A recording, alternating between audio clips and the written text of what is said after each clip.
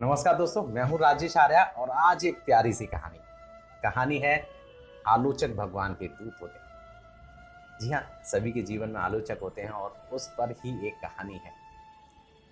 जैसा कि कहानी के शीर्षक से पता लग रहा है कि आलोचक हमारे चारों तरफ रहते हैं।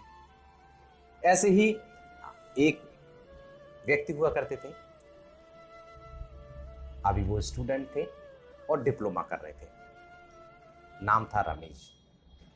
रमेश ने अभी पॉलिटेक्निकल किया था और उनका फाइनल ईयर था। फाइनल ईयर के बाद रिजल्ट आना था। अब जब रिजल्ट आता है तो कॉलेज कैंपस सिलेक्शन के लिए कंपनियां बुलाते हैं और उन्हीं कंपनियों में से एक कंपनी में रमेश का कैंपस सिलेक्शन हो गया। ये बड़ी खुशी की बात थी कि अभी कॉलेज क्लियर ही हुआ है कि साथ के साथ किसी कंपनी ने सेलेक्ट किया, और ऐसा हर बच्चे के साथ नहीं होता। वो लकी थे और उनका सिलेक्शन एक अच्छी कंपनी में हो गया था। अब वो सोचने लगे थे कि जीवन बहुत अच्छा होने वाला है क्योंकि अच्छी कंपनी मिल गई है, अच्छा काम मिल गया है, और काम भी वही जिसके लिए उन्होंने इतनी एजुकेशन ली थी। क्योंकि डिप्लोमा था, इंजीनियरिंग की थी, तो एक अच्छी कंपनी होना भी जरूरी था और उसी के अनुसार उन्हें एक अच्छी कंपनी मिल गई। अब रमेश अच्छी कंपनी में काम करने लग गया था। अच्छे लोग थे, नया नया काम था, सीखने के लिए बहुत कुछ था। रमेश सीखते रहे, काम आगे बढ़ता रहा और धीरे धीरे इम्प्रूवमेंट भी होती लगी। पहले सैलरी बढ़ी, इंक्रीमेंट हुए। अब कई बार सैलरी बढ़ गई थी और कई इंक्रीमेंट हो चुके थे और इसी प्रोसेस में उनका 4 से 5 साल गुजर भी चुका था। रमेश बहुत खुश था कि उसका जीवन सुधर गया है। परिवार से दूर जरूर रहता था लेकिन अपनी नौकरी के साथ बहुत खुश था, क्योंकि नौकरी में अच्छे साथी थे, अच्छी सैलरी भी मिल रही थी और बहुत कुछ सीखने के लिए मिल रहा था। ऐसी लाइफ वो चाहता था और उसको वो लाइफ मिल गई थी। अब लाइफ का बड़ा मजा आ रहा था। वो काम करता था, बहुत कुछ सीखने के लिए मिलता था, घर जाता था, खाना खाता था और सुकून की जिंदगी सोता था और फिर सुबह काम पर आ जाता था। बहुत अच्छा लग रहा था, बहुत लाइफ शांत चल रही थी, अच्छा चल रहा था। लेकिन उसकी जिंदगी में एक बदलाव आया और बदलाव ये था कि उसके जो बॉस थे वो उससे नाराज रहने लग गए। अब बॉस की नाराजगी की वजह से रमेश थोड़ा सा परेशान होने लग गया। अब रमेश को लगने लगा कि क्या ऐसी परेशानी होने लग गई है कि बॉस बात बात पे उससे उससे उखड़े रहते हैं, नाराजगी दिखाते हैं, अच्छे से बिहेव नहीं करते। धीरे धीरे इसी उलझन में थे कि साथी लोग भी उसकी आलोचनाएं करने लगे, कमियां निकालने लगे कि रमेश तुम ऐसे हो, तुम्हारे काम में इस तरह की कमी है, तुम्हें ये नहीं आता, तुम्हें वो नहीं आता। ये सारी प्रक्रिया शुरू हो गई थी। अब रमेश को ऑफिस जाना अच्छा नहीं लगता था। सैलरी जरूर अच्छी मिल गई थी, इंक्रीमेंट भी हो चुके थे, लेकिन ऑफिस जाना अच्छा नहीं लग रहा था। ऐसे में रमेश परेशान होने लग गया। अब काम पूरा दिन करने के बाद जब शाम को आके घर सोता तो सुकून नहीं रहता था। उसके दिमाग में वो चीज़ें चलती रहती थी कि आज मेरे उस कलीग ने, उस मेरे दोस्त ने, उस मेरे मित्र ने मेरी ये कमी निकाली, बॉस ने मेरे को इस बात पर डांटा। इसकी वजह से स्ट्रेंथ भी रमेश की कम होती जा रही थी और उसे अच्छा भी नहीं लग रहा था। अब उसे ऑफिस जाने में तकलीफ होने लगी थी। वो खुश होके नहीं जाता था, ना ही खुश होके आता था, ना ही घर में खुश होके रहता था, ना ही खाना पीना अच्छा लग रहा था। अब जीवन में एक ट्रबल सा आ गया था, परेशानी सी हो गई थी कि अब मैं क्या करूं, क्योंकि उसने जितनी तरक्की करनी थी कर ली थी, लेकिन उसके बावजूद भी उसके जीवन से खुशियां अचानक से चली गई थी। अब रमेश ज्यादा परेशान था तो उसने सोचा कि शायद काम का तनाव है, इस वजह से मैं स्ट्रेंथ मेरी कम हो रही है, या मैं अच्छा काम नहीं कर पा रहा हूँ, इसलिए सब लोग नाराज हो रहे हैं या मेरी कमियां निकाल रहे हैं। तो उसके दिमाग को एक सोल्यूशन आया कि क्यों ना मैं 7 दिन के लिए छुट्टी लेकर अपने मदर फादर के पास चला जाता हूँ, अपने गांव चला जाता हूँ, होम टाउन चला जाता हूँ। छुट्टी मिलेगी, दिमाग को सुकून मिलेगा, तनाव थोड़ा कम होगा, तो मैं फिर से अपने काम धाम पे ध्यान दे पाऊंगा।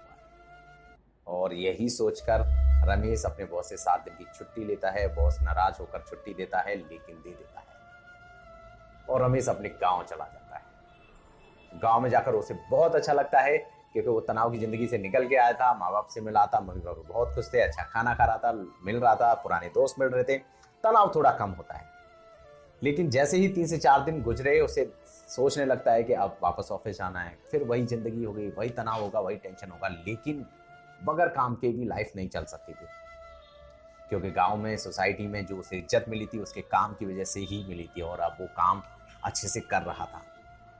लेकिन किसी को नहीं पता कि वहाँ इतना तनाव था। 3-4 दिन के बाद उसका तनाव फिर से शुरू हो गया। उसे लगने लग गया कि मुझे फिर वहाँ जाना पड़ेगा, मैं फिर परेशान हूँगा। अब ऐसे में चूँकि मदर फादर को दिख जाता है, मम्मी पापा को पता लग जाता है कि हमारा बच्चा परेशान है, पूछते हैं। लेकिन रमेश सोचता है कि इनको क्या बताना, इनके मतलब की बात नहीं है, और ये सोचेंगे कि ये परेशान हो रहा है और परेशान होने की वजह से ये भी परेशान होने लग जाएंगे। ऐसे में रमेश कुछ बोलता नहीं है, तनाव में रहने लगता है।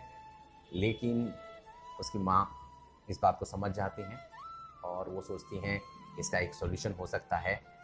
रमेश का जो बचपन से लगाव था वो अपने नाना जी के साथ था।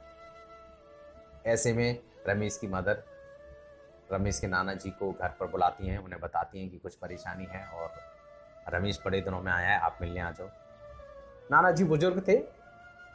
बुजुर्ग लोग अपने आप में समझदार होते हैं, उनके पास एक्सपीरियंस होता है, और रमेश का भी लगाव नाना जी से था। अब नाना जी आए तो उसे फिर से खुशी हुई, फिर से तनाव थोड़ा कम हुआ और नाना जी के साथ वो घुल मिल गया, क्योंकि बचपन में बहुत समय तक वो नाना जी के पास रहता था और जब भी छुट्टियां पड़ती थी नाना जी के पास जाता था। अब नाना जी के साथ वो खुशी से वक्त बिता रहा था। चूंकि रमेश की माता जी ने नाना जी को बता दिया था कि इसके साथ कुछ परेशानी है, लेकिन हमें बता नहीं रहा। ऐसे में नाना जी ने उसे धीरे धीरे बातों बातों में पूछा कि रमेश, कोई इस तरह की परेशानी चल रही है? रमेश ने उदास होते हुए बताया कि नाना जी वो काम से रिलेटेड है, हो जाएगी ठीक। नाना जी ने कहा कि अगर तुम्हें लगता है कि मुझसे कुछ चीज़ें मिल सकती हैं, मैं कुछ अच्छा बता सकता हूँ, या मन का जो भ्रम आपके दिमाग में चल रहा है, परेशानी चल रही है, वो कुछ कम हो सकते हैं मुझे बताने से, तो आप मुझे बताओ। रमेश इमोशनल होता है और नाना जी को सारी बात बताता है। अब बारी थी नाना जी की। नाना जी उसकी सारी बात सुनते हैं और जोर जोर से ठहाके मार के हंसते हैं।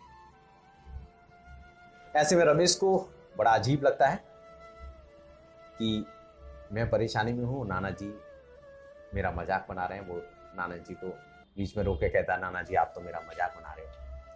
अब नाना जी कहते हैं कि मजाक की बात है बेटा, क्योंकि अगर आपके जीवन में कुछ ऐसा हो रहा है, इसका मतलब है कि आपने अपनी कैपेसिटी, अपनी कैपेबिलिटी, जो आपका टैलेंट था, उससे बहुत कुछ जो कमाना था कमा लिया है। अब आपको कुछ और भी करने की जरूरत है। अगर आपके आसपास कुछ ऐसे लोग आ गए जो आपकी कमियां निकाल रहे हैं, तो वो आए नहीं है, भेजे गए हैं। रमेश चौकन्ना रह गया। वो सोचता है और विचार करके फिर नाना जी से कहता, नाना जी मैं समझ नहीं पाया आप क्या कहने की कोशिश कर रहे हैं। नाना जी फिर से बताते हैं कि रमेश, एक बात याद रखो, आलोचक भगवान के दूत होते हैं। जब कोई व्यक्ति जीवन में अपनी कैपेसिटी, अपनी कैपेबिलिटी, एजुकेशन के अकॉर्डिंग सफलता पा लेता है और उसे उसे भगवान ने उसे ज्यादा के लिए बनाया होता है, तो भगवान उसके आसपास आलोचक इकट्ठा कर देते हैं। वो आलोचक वही हो सकते हैं जो कभी आपकी तारीफ करते थे। भगवान उनके मन में आपके लिए आलोचनाएं पैदा कर देते हैं, जिससे कि वो आपकी आलोचनाएं करते हैं और वो आलोचनाएं आप तक भी पहुंचती हैं कैसे भी। अगर कोई आपकी आलोचना कर रहा है और वो आलोचनाएं आप तक पहुंच रही हैं, तो आप समझ लीजिए आपको कुछ इंप्रूवमेंट की जरूरत है। अब रमेश के दिमाग में कुछ चीजें आ रही थी और उसे अच्छा लग रहा था कि कहीं कोई सोल्यूशन निकल रहा है। ऐसे में रमेश ने कहा कि नाना जी आप बात ठीक कह रहे हैं, लेकिन मुझे क्या करना चाहिए? नाना जी कहते हैं, परेशान मत हो, एक पेपर और पेन लेके आओ। रमेश दौड़ कर जाता है और पेपर पेन लेके आता है, नाना जी के आगे रखता है। नाना जी कहते हैं कि इस पेपर पेन पे आपकी जितनी भी कमियां आपके आलोचक, आपके दोस्त, जो भी आपको लगता है वो निकाल रहे हैं, वो सब लिख के लेकर आओ। अब लगभग 10 कमियों की लिस्ट बन चुकी थी। रमेश ने लिखी कि वो मुझे ऐसे कहता है, वो मुझे ऐसे कहता है, वो मेरे अंदर ये कमियां निकालता है। अब वो लिस्ट नाना जी के हाथ में थी। नाना जी पेन मांगते हैं और कुछ देर उस लिस्ट पर काम करते हैं और काम करने के बाद लिस्ट रमेश को वापस दे देते हैं। अब वो पर्ची जब रमेश के हाथ में आती है तो रमेश उसको देखता है, तो नाना जी ने कुछ के आगे लिखा रखा था ओके और कुछ के आगे लिखा था नॉट ओके। रमेश उनसे पूछता है, नाना जी अब इसका क्या करना है? नाना जी कहते हैं कि जिनके आगे ओके लिखा है उस पर आपको काम करना है, अर्थात वो चीज इंप्रूवमेंट करनी है, और जिन पर नॉट ओके लिखा है उसको भूल जाओ, छोड़ दो। अब चीजें थी, जब शॉर्ट ओके आती, जिनके आगे ओके लिखा था वो थी उसकी इंग्लिश, वो थी पर्सनालिटी डेवलपमेंट, वो थी कम्युनिकेशन, वो थी उसकी जनरल नॉलेज। अब उसे समझ आता है कि मुझे इन चीजों में इंप्रूवमेंट की जरूरत है। खुश होता है, नाना जी से हेलो हाय बाय बाय होती है, घर वालों को विदा करके वो ऑफिस चला जाता है, और ऑफिस जाते ही जिन चीजों में कमियां नाना जी ने निकाल के दी थी, जिनके आगे ओके लिखा था, उन चीजों पर वो काम करना शुरू करता है और वक्त बदल जाता है। जैसे ही वो इन चीजों में सुधार करता है, उसे पता लगता है कि आलोचक अपने आप से कम हो रहे हैं, उसके ऑफिस में फिर से तारीफ होने लग गई है, लोग उसको अच्छा कहने लग गए हैं, ऑफिस और बॉस की नजर में वो फिर से अच्छा बन गया है। उसे पता लगता है कि नाना जी ने सच कहा था कि आलोचक भगवान के दूत होते हैं, और ये बात बिल्कुल सच हो गई थी। अब ये बात सच हुई और उसे ये पता लगा, धीरे धीरे उसकी इंप्रूवमेंट बढ़ती गई और वो एक अच्छी पोजीशन पर पहुंच गया, इंप्रूवमेंट हो गया, सैलरी बढ़ गई।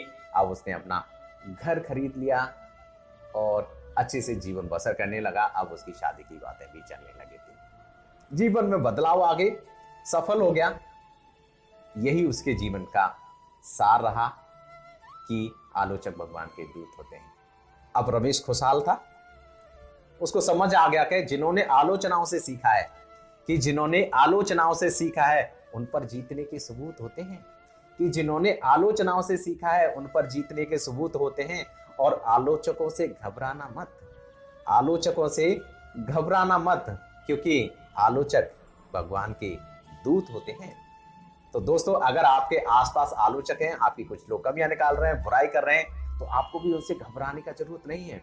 उनको ध्यान से सुनिए, उनको सीखिए, और जिन कमियों को उन्होंने निकाला है उनको कहीं लिख लीजिए, पता कर लीजिए कि इन कमियों को मुझ में ठीक करने की जरूरत है। और जैसे आप उन कमियों पे काम करेंगे, आपके अंदर कुछ इंप्रूवमेंट आ जाएगी, आप भी आगे बढ़ने लग जाएंगे और आप भी आगे तरक्की करने लग जाएंगे।